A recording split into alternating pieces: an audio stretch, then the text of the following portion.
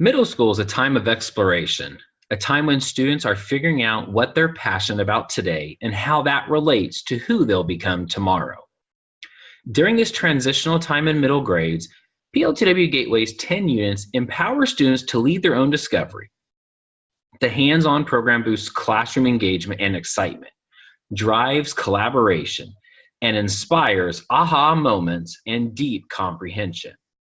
And as students engage in PLTW's activities in computer science, engineering, and biomedical science, they see a range of paths and possibilities they can look forward to in high school and in their careers. It is that engagement and the career exploration that you'll hear about during today's discussion.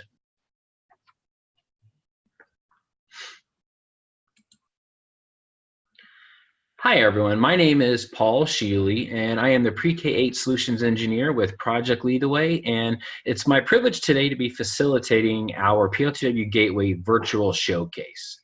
In our 1-hour discussion, you'll have the opportunity to hear peer stories of the role PLTW plays in empowering students in the middle grades, as well as in delivering career learning experiences. Joining us today, we have Bakersfield City Public Schools from California, Boone County Public Schools from Kentucky, and Judson ISD from Texas. Each of these districts will be sharing their diverse PLTW Gateway implementation and experiences. But before we go ahead and start that, we do have one minor housekeeping item. As we do the virtual showcase, we'd like to keep it as interactive as possible. So we would encourage you, if you have any questions that pop up as our panelists are sharing their Gateway experiences, we encourage you at the very bottom of your screen to select the chat icon and go ahead and place your question there in the chat box.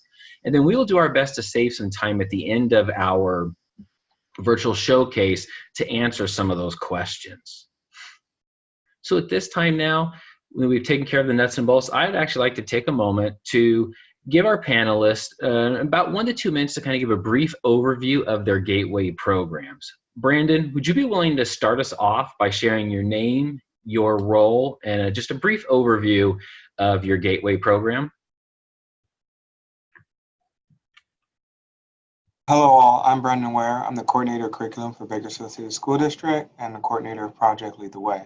I'm fortunate enough to be in the position to work with Project Lead the Way and make sure that the seamless transition for our students to technical careers is one that we could foster. Our program is a rather large program. We have 10 junior highs, and each junior high runs some sort of Project Lead the Way coursework.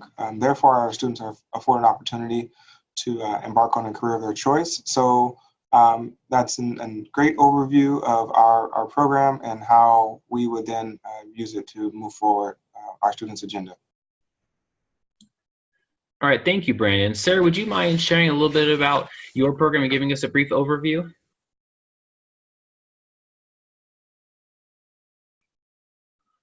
Oh, sorry, Sarah, I think you're on mute still. Oh. Am I muted still? You're unmuted now. Okay, sorry. So Sarah List, I'm in Boone County Schools. I'm in my 21st year of teaching. I am teaching the Gateway programs, design and modeling, automation robotics, and a computer science innovators and makers program. This is my 4th year of teaching the programs. The county kind of just opened it up, lets teachers choose or lets schools choose which programs they want to use based on what their teacher interest and their student interest are. So. Thank you, Sarah. And last but not least, Dawn, would you mind sharing us a brief overview of your program as well as your name and role?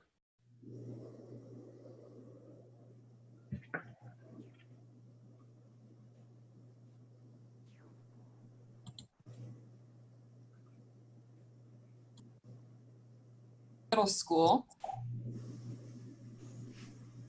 Can you see me now? Okay, there we are.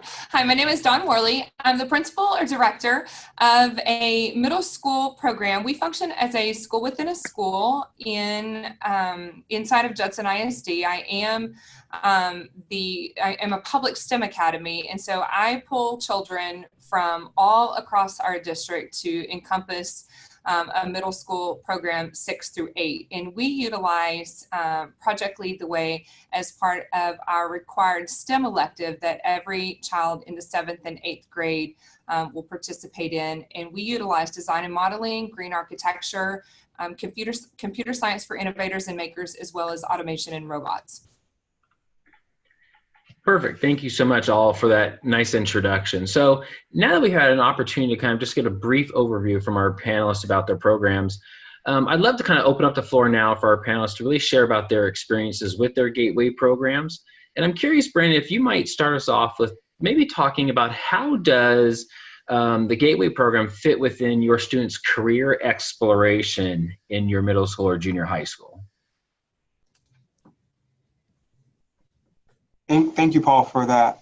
Well, as our district and as the economy around us begin to thrive, and for contextual purposes, Bakersfield City is located in the Central Valley, or the San Joaquin Valley, which is the agriculture capital of the world. And as far as career exploration, we are fortunate enough to have several large corporations are located within our backyard, such as Chevron, Grimway, such as Wonderful Pistachio. And as we get out into the community and we invest and talk to our stakeholders, we've come to notice that there's about 2.4 million jobs across the United States that will go unfilled in STEM careers. So with that number and such a staggering rate, we decided to embark on a journey to provide our students with the most comprehensive curriculum that will not only provide them engaging content, but allow them to foster a career exploration. We've done that in a multitude of ways by working with our partners, such as construction is moving forward within our growing population, we visit sites to give them a hands-on experience of what would a civil engineer do, what would a mechanical engineer do, which would align with our automation and robotics program. We've partnered with individuals such as our car dealership to see what automotive mechanic would do if they are not necessarily college ready, but maybe career ready. So those are just some of the ways that we've allowed our students to embark on a career exploration pathway within Bakersfield City School District. All right, thank you there, Brandon. Sarah, curious maybe if you would also share kind of how PLTW helps with that career exploration for your students. So here, in the middle school, I feel like one of our responsibilities is to expose kids to all different types of careers, give them the exposure, give them a little touch here and there. So with all of the different programs, we try to reach out into the community, bring parents in. Maybe they work for a company that might have something related to our course. I have one parent that, it's a packaging company, so they do a lot with the packaging for the product. And so we talked about how everything he does can be used in the classroom. So we will work with the community and our surrounding environment. We have like Amazon in our backyard. We have the Cincinnati Airport. So we have DHL. We have all of these bigger companies, more logistic type companies here that we try to reach out and make partnerships within Boone County and Kenton County. And then we look into the high school and we look at what the high schools are starting to offer, and we try to choose courses that might relate to the courses that they're going to offer in the high school. And most of the time they align pretty closely, their pathways that they take. So then they can eventually earn maybe some industry certifications before they even graduate high school, or even have early college experience before they go on to live on a campus. So. Right. Thank you, Sarah. And So Dawn, I'm now curious with the JSTEM Academy, kind of how do you see your Project Lead the Way courses kind of being a part of and helping that career exploration for these middle grade students? Absolutely. When I began programming for our school, which is relatively new, I communicated with individuals in the city of San Antonio and really did a lot of just listening about what the needs of our own city were. And so engineering was one of the needs, but another big need was in regard to just computer science in general. We have an extensive number of jobs here in the city of San Antonio alone that what I was finding from the city of San Antonio individuals that were talking in these meetings that we couldn't even fill here in our own city. And so we were having to outsource those types of jobs. And so for me, it was important to begin to expose the children at this young age to computer science, to engineering,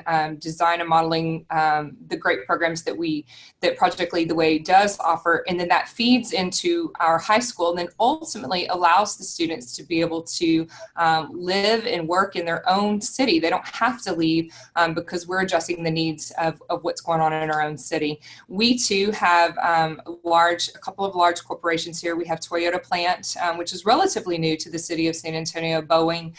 We have 2 Air Force bases that are here, and then a number of tech companies because they find that generally speaking, the cost of living is pretty good.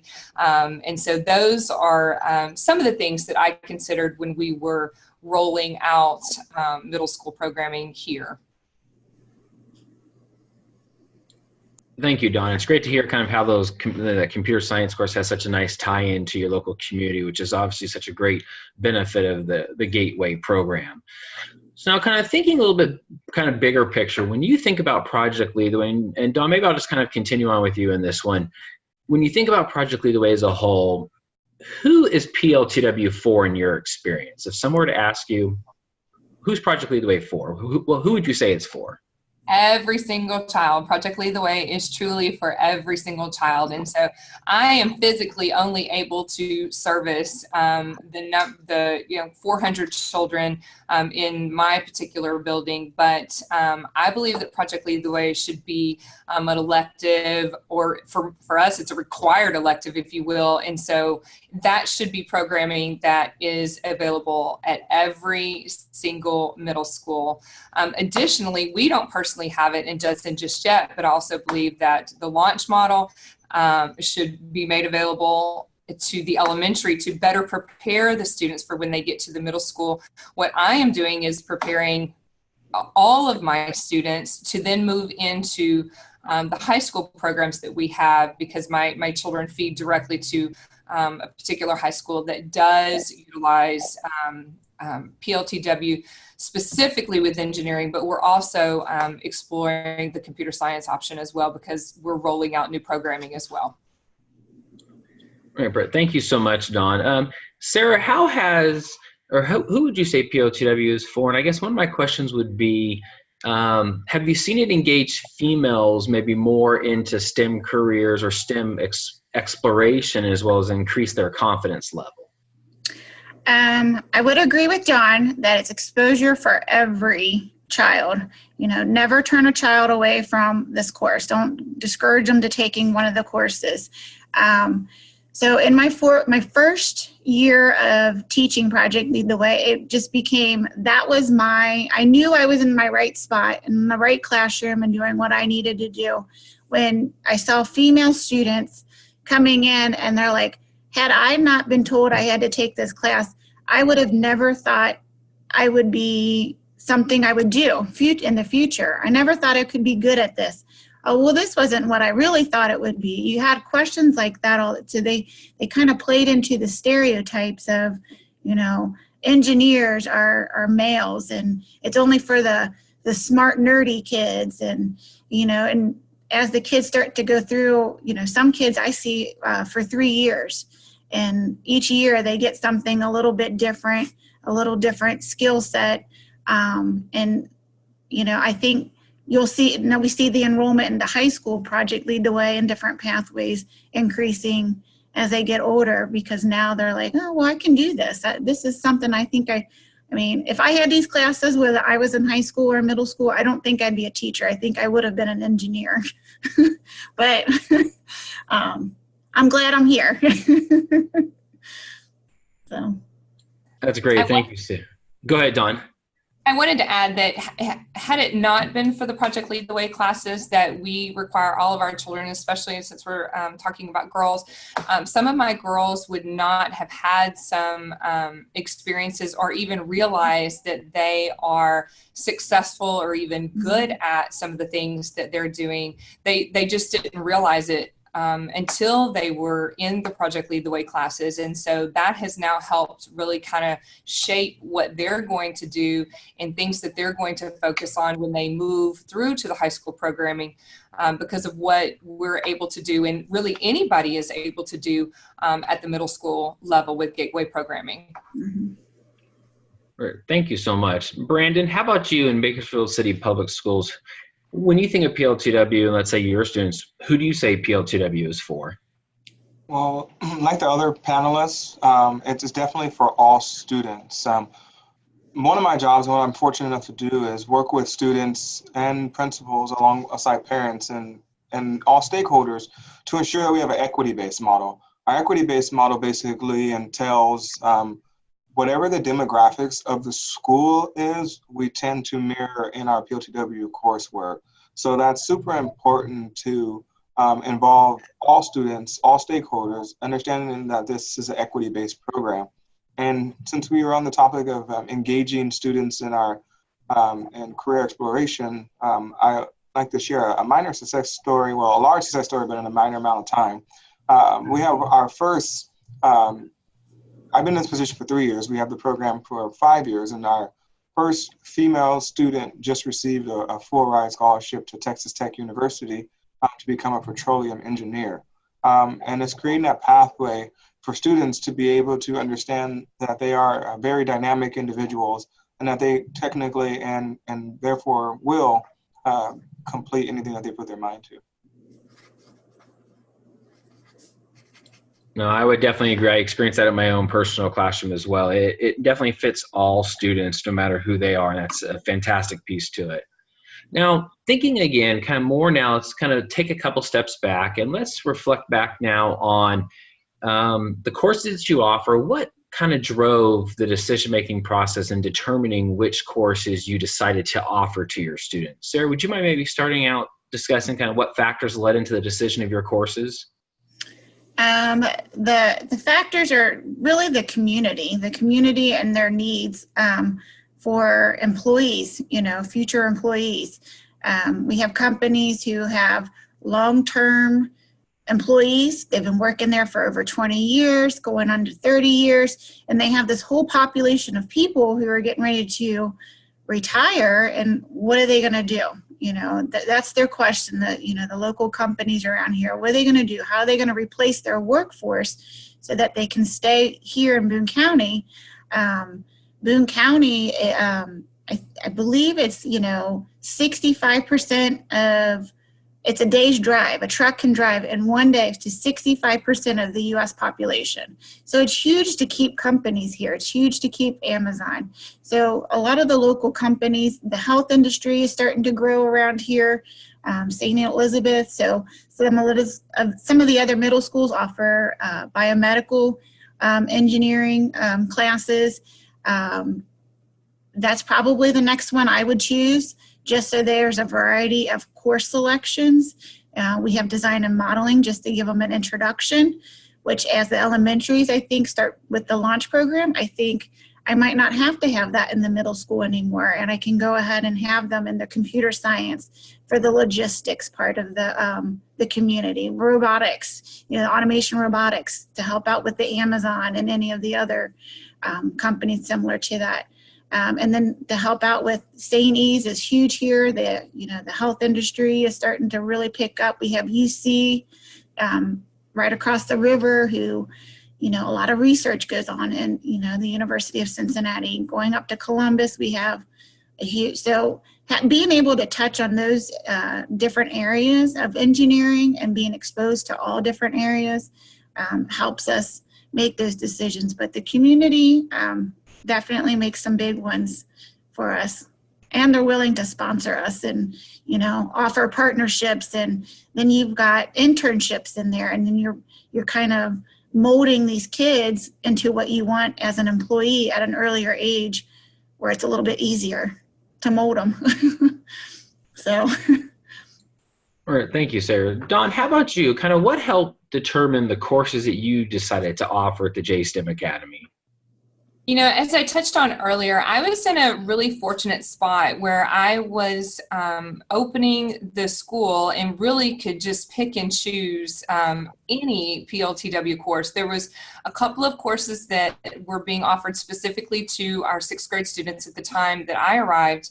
And so from there, I was able to do just about whatever, which I'm very fortunate. And so we tried a number of things and went through a couple of different courses until we really began to figure out what was going to fit best for us. Again, like Sarah said, you know, because I was new to the position at the time, I really did listen to what city planners were saying and what the needs of the city were, and just seeing, again, what our high school programming looked like. And so additionally, one of the most recent pieces, because the computer science for innovators and makers came on later from the design and modeling, green architecture, because UTSA, we have the University of Texas at San Antonio, which is this huge cybersecurity program, and that's a huge degree. And so I really had to think about that we have, again, like I said earlier, kiddos that are going to be able to want to stay in the city, and so they could begin at a much earlier age to think in terms of that career field. And those were one of the things. I had something else on my mind. I'll think about it in just a second. So maybe when Brandon touches on it, I'll come back to it in terms of what our needs were here in the city. Perfect. Thank you, Don. Brandon, would you like to go and share kind of again for you what helped lead to the courses you guys have selected at Bakersfield City Public Schools? Yeah, so we were fortunate enough to partner with Chevron and really understand what they needed as a workforce, similar to what Don talked about with the cybersecurity. But really the catalyst for it is our teachers. Our teachers are the ones who were excited about it, the ones who were lobbying their principals. The principals then lobby the district office. So if you guys are out there and you're listening and you're in an administrative position or ones who can enact change, I highly encourage you to poll all stakeholders. Look at the teachers and ask them what piques the interest of the students. Make those informed decisions based on those. And lastly, get the board or the superintendent or those individuals behind the push. Once we receive the board understanding the dynamics of where our students need to go and should go and deserve to go, they are now the catalyst behind it. They want more updates than anyone in the entire organization about how are our students doing, how are they progressing, what courses are being offered, are we funding it enough? And that's a question that I'm sure will come up later. Where we find money to get more money into this program, those are the individuals who are going to make those decisions. But if you're one of those individuals, I advise you to also ask all stakeholders before making those decisions as well.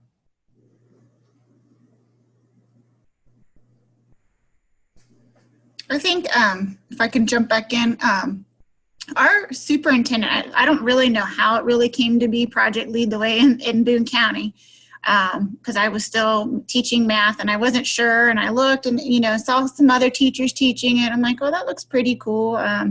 But I think it really came, someone came along and said, hey, there's this program out here called Project Lead the Way. Any of your teachers interested in it? So they probably sent a few teachers out and they said, oh, yep, this is something we want for our district. And from there, teachers at each individual school, they would ask teachers to, hey, do you think this is something you would want to do? And most likely they said yes. One of the middle schools has 2 teachers teaching Project Lead the Way courses as an elective, so they reach 100% of their student population. I reach 75% of the student population every year, and most of the time it's because of scheduling. When you have year-long courses, that kind of limits students and what their course selections will be. But it's just, when you got teachers out there, and it takes one teacher in the building and it'll spread like wildfire, and everyone wants to be part of it. And then all of a sudden we find ways to fund it. We fund it, and when you start seeing successes of kids and teachers, you see this kind of like invigoration in your building. You're like, everyone wants to know what's going on in that room. What's going on in that room? Why does she have that stuff? Why does that teacher get, I'm lucky enough that I have enough stuff that they gave me 2 classrooms. And so now I have like 2 classrooms with the wall divider gone, So it becomes, you become the talk of the building. You become the talk of the district, and people are looking, and, and community, the community members, they want to know what's going on in the school, and, and we get to advertise a lot of the great things that go on, and that's what they want to see. They want to see their kids learning. They want to see them applying and being excited to come to school. Oh, I get this class today, and they're excited. My new quarter, I get to see automation and robotics. That's every day, and so we have that kind of going on here in Boone County, but it's growing. Well, I wanted to go back to one of the points that what's important for campus level principals, even district level administrators to think about is in regard to programming. And something that I thought that helped me make my decision in regard to most recently Computer Science for Innovators and Makers, Introduction to Computer Science when we had it previously, was because the PLTW program was vetted. There was extensive thought that was put into the planning of the course and the curriculum and the teacher training, because when you're opening up new programming and people know that, then they want to hit you with all of their products. And what we found were that there were just not really extremely well thought out curriculum for a teacher, any type of teacher, to teach the curriculum. And that is one thing that really really sold me on the PLTW curriculum, and especially with regard to the computer science piece, is because it was vetted, and then we send the teacher to development training, and it's very clearly articulated and outlined. The teacher can enhance the instruction with their own ideas and designs, but it's sometimes very difficult for teachers to try to think through something, especially that's very specific in terms of the instruction for engineering, for computer science, for green architecture. And PLTW has a very clear professional development plan that they provide for the teacher, and as well as the curriculum for someone to follow. And so that was another piece, not only about what my city's needs were, my community's needs, but then really what are my teachers' needs in being able to implement something that's really high quality. Perfect. Thank you so much. Those were great responses. I know the audience will definitely be benefiting from that. So now we all know that anytime you start a new program, there is an investment. And there's not only an investment when you start a new program, but also when you go to maintain a program year after year. So I'm curious if you wouldn't mind discussing kind of some of the ways that you were able to, one, start your program off, and as well as how you are able to maintain your program on a year-by-year basis. Brandon, would you mind starting us off, please? Sure, I'll start us off. We have a very large program. We have 10 junior high middle schools, and over the course of the year, we'll run anywhere between 50 to 55 sections, which you can expect can get quite expensive very fast. So one of the things is we've really thought about, from a district level perspective, of where do we allocate monies and resources in order to continue funding. I can tell you right now that in California, we've been allowed to put more of the control back into the schools' hands. And I don't know how that works for Kentucky and Texas, but that was huge for us. That was huge for us as a district to be able to allocate and move resources to see what we best need to meet the needs of our students. And I mentioned and alluded to it earlier that our board members are very, very understanding of our demographics, our dynamics around us, and how the career exploration part of PLTW enhances our students' thought processes of how and what they can accomplish, not only locally, but globally. We really want our students to strive and compete in the global economy. And that's something that we strongly believe in and believe that Project Lead the Way can do for our students. So thinking about monies, I would say the resources once you start with PLTW is it's a little bit costly up front, but the consumables for PLTW is very cost effective across all courses. We run all 10 courses, and I can tell you that once you buy into it, the consumables are very minimal that you would spend on a regular classroom if you were buying crayons and glue anyways, because that's half the battle of putting together a teacher box every year. It's equivalent to purchasing it for a Project Lead the Way course. All right, thank you, Brandon. Don, would you care to share on kind of how you've been able to, one, start your program up as well as kind of maintain it successfully and kind of maybe the resources you've utilized? I really feel like Brandon really did hit the nail right on the head in terms of just explaining that. And so for us, we were given a budget to be able to start up our program. Fortunately, because we had PLTW at the high school level, having it at the middle school level was considerably less compared to what our budget was there. And so what I have found, the same thing with Brandon, is those initial costs were not completely, they weren't extensive, but now that we're in motion, we're able to get those supplies. We're able to reuse, we're able to recycle. We talk about that and the importance of recycling and reusing and renewing. And so we really just take a lot of good care of the supplies that we have. And the teacher does a real good job. Both teachers do a real good job managing all of that equipment. And I really feel like it's not been very costly to maintain. And again, like Brandon has shared, and probably Sarah will also share, the benefit that the students get utilizing these supplies and materials, because we're going to purchase supplies and materials anyway. We're going to purchase those things that you would have in traditional schools. So let's go ahead and purchase appropriately things that students can manipulate and can learn from. And really, if you have a teacher that can really just manage and take care and teach the children to manage and take care, you'll see that you won't have any trouble maintaining the cost over the years. Thank you, Don. Sarah, how has Boone County Public Schools been able to kind of maintain their program as well as kind of the initial startup costs as well? I really don't know how design and modeling got funded in Boone, here at Camp Burns, where I teach.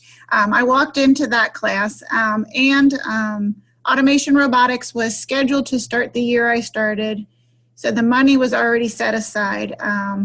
There was some Kona Ice money. So they had some fundraisers that the district did, and they collected money, and they said this money is going to be used to help start up some of the Project Lead the Way courses. So that's how those two were started. My computer science course, I personally wrote the grant. So Project Lead the Way puts out a grant every year. They're super easy. Love the writing process does not take long. It's not a very long, extensive application process, and they look and they try to match you up with partners and monies out there to help start up your program. So I got a grant for the computer science. I got a $12,000 grant, which I probably could have got away with just using $6,000 to start that course. So I have a lot of money there. But I'll go back to Dawn. When you talk about, my design and modeling class, you think that you're going to be using a ton of money every year. You got a lot of consumables, but we use that as our recycle class for the most part. There's not much more I'm putting into purchase-wise than any other classroom out there. I'm purchasing tape and glue and some little blocks that the kids use. But outside of that, most everything else I use in that classroom is recycled materials.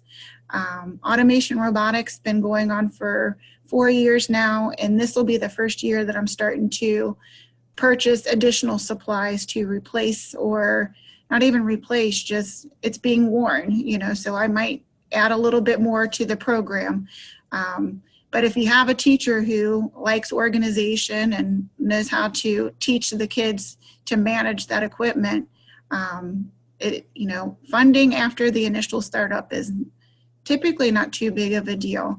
But within the school, we still have little fundraisers here and there. Like during the school day, kids can get an icy. So they can buy an icy, and part of the money goes towards our STEM equipment and purchasing additional equipment that way. So it kind of varies from school to school at times, like it would be for any other program that you would want to adopt. So. Perfect. Thank you so much. I really appreciate that from all of you, kind of your advice on how you've been able to fund your program successfully. So I want to kind of loop back for a moment when we think about enhancing the student experience. And I'm curious how many of you have high schools with Project Lead the Way, and then how does that affect your Gateway program and potentially creating pathways starting out kind of at the middle grades level?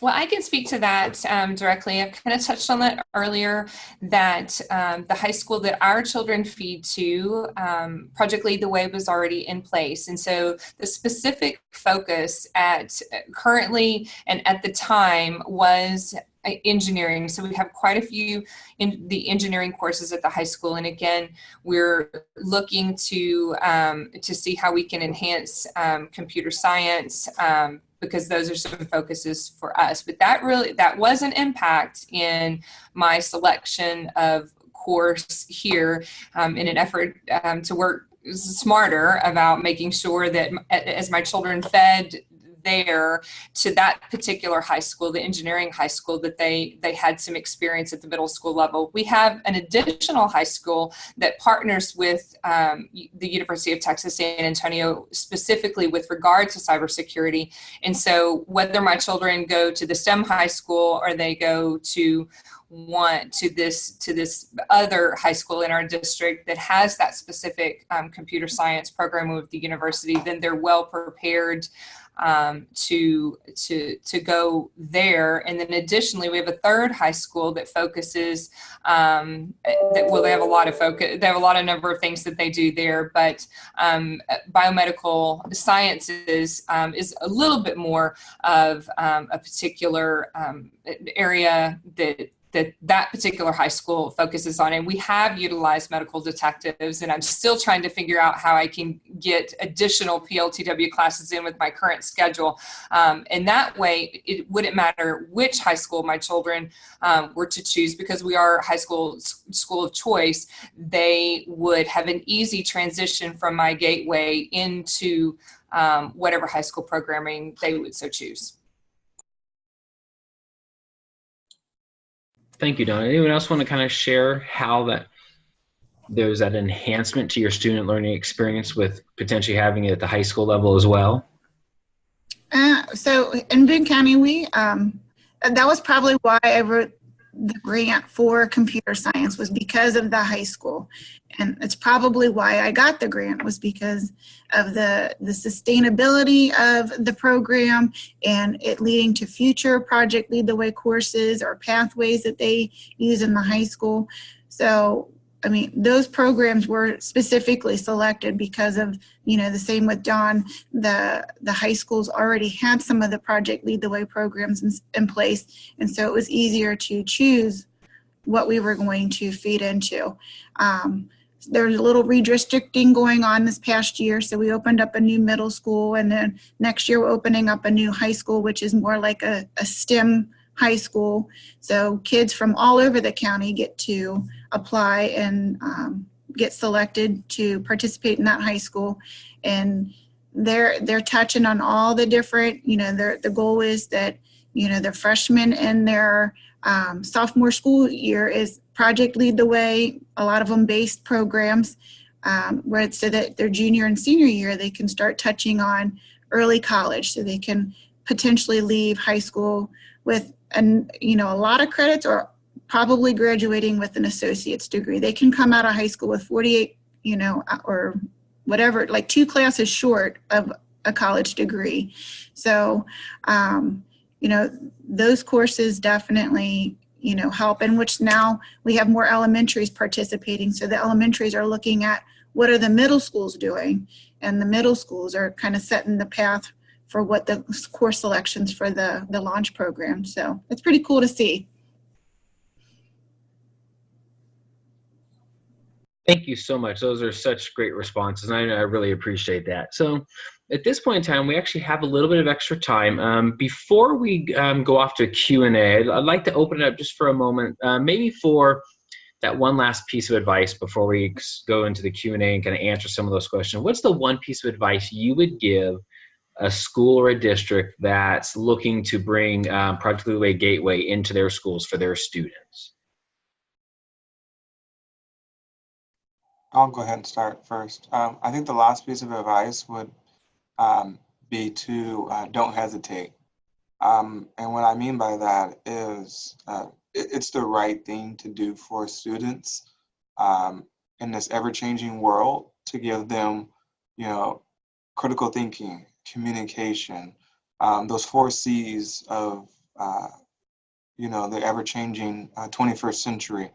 I truly believe, and I stand by this, and I tell our administrative staff this: if you would like to see every skill that a kid is going to use as an adult, then just visit a PLTW classroom.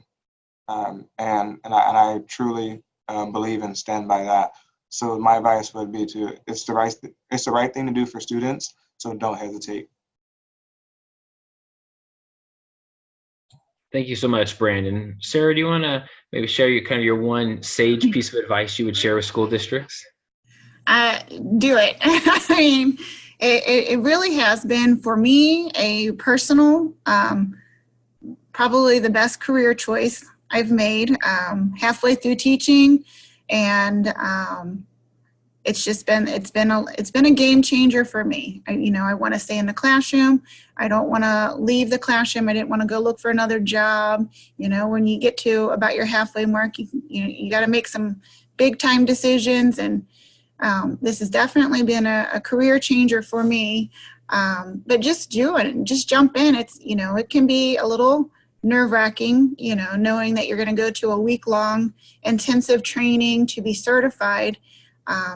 But in the end, you're there. I mean, you get it, and the kids that come into your classroom, it's life-changing for some of them. But just start small, maybe just get 1 or 2 courses in. A lot of the elementary schools are doing that. We're just going to start with 1 class and see how it goes. And then we'll add on as needed, or as it, but they'll catch on quick, and they'll be adding a lot of programs sooner than later. But start small and jump on in. Thank you, Sarah. All right, Dawn, you're up. Well, I would agree with both Sarah and Brandon in, what they've said. Just don't hesitate and don't wait. The nice thing that I feel like PLTW Gateway Curriculum offers is 10 different courses to be able to choose from. So regardless of, what your needs might be, PLTW Gateway certainly gives a good spectrum of classes. And so either like Sarah, you just start with one or two, or you want to go all in, and like me currently trying to figure out how to fit more into our limited schedule.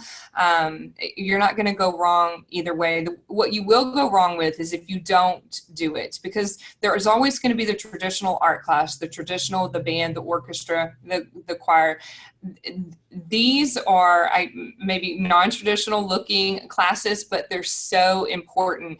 Additionally important, just like those arts classes are, these are exceptionally important, just like Brandon said, in regard to the ever-changing society that we are facing. And what I also find is that my children, as middle school students, are sometimes looked at as a high school student simply because they're able to articulate, they're able to problem solve, they're able to generate solutions, they're able to work with one another, have what we call professional discourse. They're able to experience those things, and we've done that, and we've created the rest of our programming around those tenets in PLTW that started off with those elective classes. So I feel like just don't hesitate and don't wait, especially if you have the opportunity. I would say go all, but if you need to start small, one or two, and it'll just build on itself from there. All right. Thank you guys so much for that. Right before we transition over to the Q&A, we'll have Rob from Communications kind of come on to handle that piece. I do want to address a question we had, because it's kind of related to your guys' experience as well, more than likely, is that all the teachers that do teach Project Lead the Way courses, they do go through a training over their curriculum so that they're provided with all the necessary background knowledge and skills that they need to be successful with their courses. And PLTW.org website, which everyone will be receiving a link to that in an email after this is over, in addition to kind of a recording of this webinar virtual showcase, as well as some of our resource documents on all the Gateway courses, and the a white document on the additional kind of career exploration topic that will all be included in the emails. And we'd highly recommend on the PLTW.org website that you explore the training aspect as well, because there's a variety of options to meet the needs of individual schools and districts. So kind of wanted to point that out in advance, because I know that's always a pretty big hot button item, is the training piece. So I wanted to address that. Now, at this point, actually, we will transition over to the question and answer session, because we do have a couple questions. And I'll have Rob from our communications department go and answer those questions. Thanks a lot, Paul. Hi, everybody. You can all hear me, right? Okay, good. Yeah, thanks everybody for joining us today. It's been a really robust conversation, and I want to extend thanks to Dawn and to Brandon and to Sarah for joining us and working with us. And one thing I do want to say is that our panelists get absolutely no compensation for their feedback, good, bad, or indifferent, about our PLTW experience. So everything that they are choosing to say about our curriculum and what's really their curriculum is absolutely authentic. So we have gotten a couple of questions here, and some of them will be, I'll turn them back around to the panelists so the panelists can address them. So let's start off with this is, we have one attendee who's asking, how do you deal with a teacher who won't stay current with the PLTW curriculum, meaning, when the course gets updated or changed and the teacher is hesitant or doesn't really want to teach the new stuff, the kids are losing out on that new curriculum. How would you handle that? I think maybe Dawn, since you're director, maybe you're the one that can lead that answer. Well, yes, I can lead what I would as a principal. Currently, I haven't run into that just yet in terms of somebody not wanting to teach the curriculum, but I do understand in people trying to change. And so the philosophy I just generally work by is trying to make the right thing easy, and helping that participant transition. I don't have a person that's currently not wanting to teach the new curriculum, but I do have a brand new teacher that has absolutely zero experience whatsoever. In fact, the teacher that spent the last 11 years teaching U.S. history. And so I've asked them to teach design and modeling and now green architecture. And so that has just been me providing that teacher with the right support and being just helpful in trying to, get through change, because change is hard for everyone. And so it's just a matter of how you go about helping that individual. I usually find that teachers in general just don't want to flat out do it. It's just, they're worried, they're nervous, they're scared. And so it's all in your coaching ability to move them through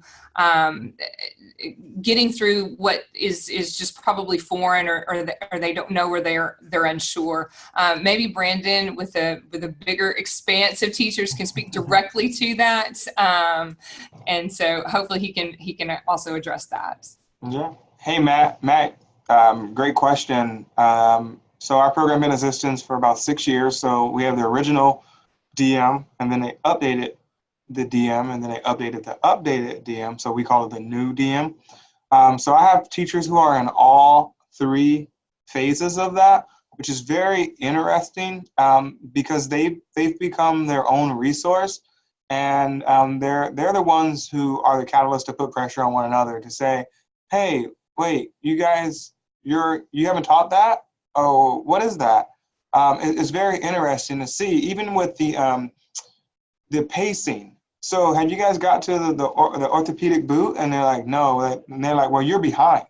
And so they kind of hold one another accountable in that sense. And it's also another fold is to, Dawn's point is to provide the resources for them. If there's an old DM and a new DM, well, then there's something that you have to do as an administrator or the principal of a site in order to provide them with the correct training they need to update them. I even know for me, for example, I need to send my teachers to or hold a DTT, which is a district transformation training, to ensure that they all are caught up, and those who are caught up may need a refresher because they may teach multiple courses and haven't had a chance to teach the new DM, but has been trained in it maybe a year ago. So it's really being strategic in your approach to providing them the resources that they need, and then also that everyone in the room already has the answers. You just have to find a way to get it out of them.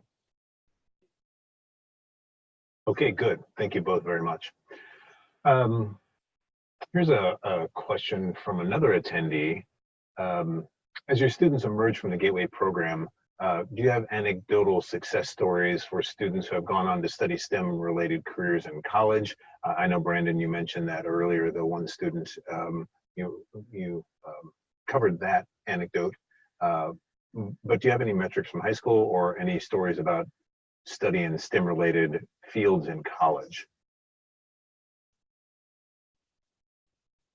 So Bakersfield is very unique. We are not unified as many districts across our state are.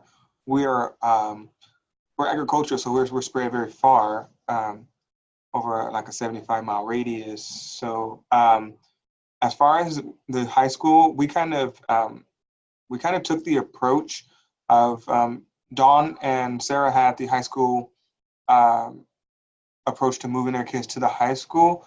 We actually have the approach of putting pressure on our high school in a different way to open more courses so then we can track their progress through their high school. So what that looks like is as we expand our launch program, we expand our gateway program, it forces the high school to expand their program in order to ensure that we can keep the monitoring of our students.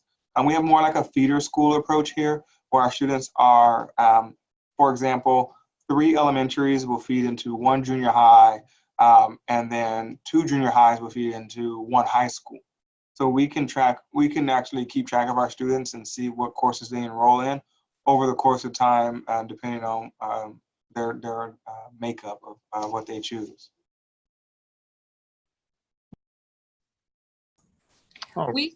Go ahead, Dawn. Okay, well, we don't have, we're a relatively new school within a school program in terms of what we look like. So my kids currently are just 10th graders. But what I can tell you that due to their background here with PLTW, they're a lot more clear about their direction in terms of what they want to do as far as career paths. They're choosing electives, they're choosing extracurricular activities that are robotic specific, that are maybe computer science specific. And so because of the work they did at the middle school here, they're being much more strategic in their planning for high school. And I can't imagine that won't stop as they going on to graduate. Thank you. So we have a few more minutes here and we have a few more questions. So a couple of these will go in through pretty quickly. Christopher, you've asked which gateway programs can most easily be implemented with the Chromebooks. Now, that's a great question because the use of Chromebooks with our curriculum has been it's been a very serious focus of ours here at PLTW, both in the middle school, but especially in the early grades. So we have a number of a number of units that can use Chromebooks currently. While we were in the midst of our discussion, I was looking for the document because I was just in a meeting this week where I saw it detailed which are which. I haven't been able to locate that, but we will make sure we'll follow up with you and be able to answer that question directly.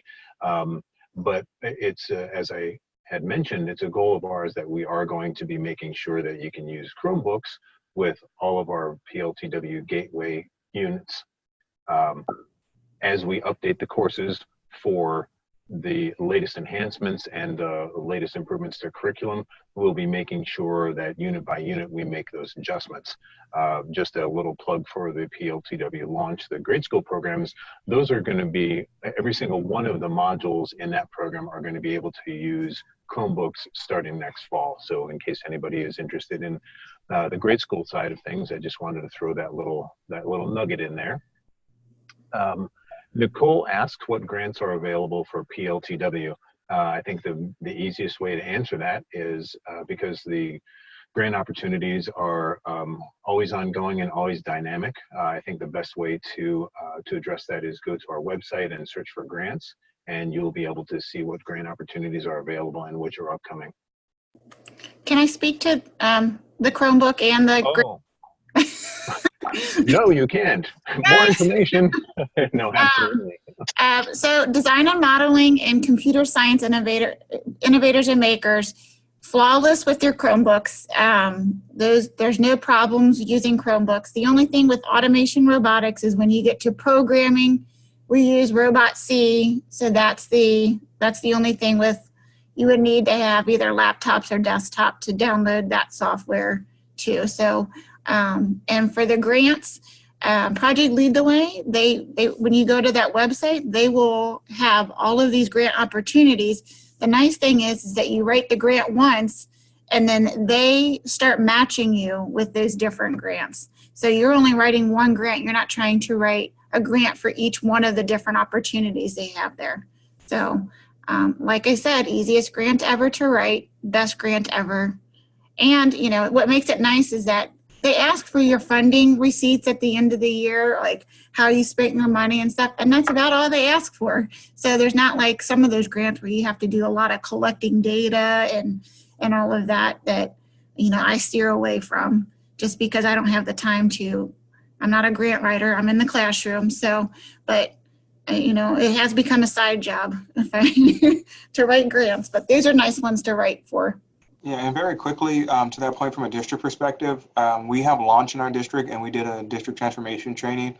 It was roughly, $2,500 to train a teacher to send them out of state and hotel mileage and meals. But if you hold it at your school site, you could train up to 24 people.